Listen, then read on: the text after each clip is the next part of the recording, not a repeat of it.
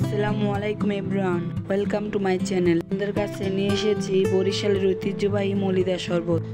মলিদা শরবত সাধারণত ঈদের দিন সকালে বরিশালের মানুষ খেয়ে থাকেন। মলিদা শরবত অনেক সুস্বাদু ও মজাদার। মলিদা শরবত বানাতে আমাদের প্রয়োজন নারিকেল, মুড়ি, আতপ চাল, খেজুরের গুড়, আদা ও ডাবের পানি।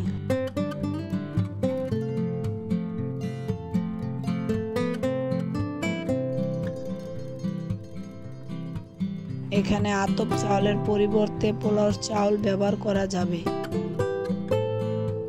প্রথমে একটি ব্লেন্ডার জারে 1 কাপ মুড়ি নিয়ে ব্লেন্ড করে নেব।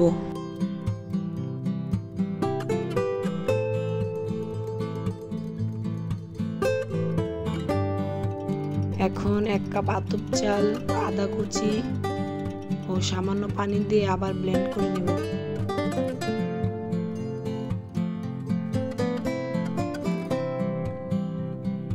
এই পর্যায়ে 1 কাপ নারিকেল ও হাফ কাপ খেজুরের গুড় দিয়ে দিব। মিষ্টিটা যার যার পরিমাণ মতো দিলেই ভালো হয়। 2 গ্লাস ডাবের পানি, হাফ চামচ লবণ দিয়ে ভালোভাবে ব্লেন্ড করে নিব। ডাবের পানির পরিবর্তনে আপনারা নরমাল পানিও ব্যবহার করতে পারবেন। এই যে হয়ে গেল কলিজা ঠান্ডা করা বরিশালের ঐতিহ্যবাহী অথেন্টিক মলিদা শরবত, যা খেলে মুখে লেগে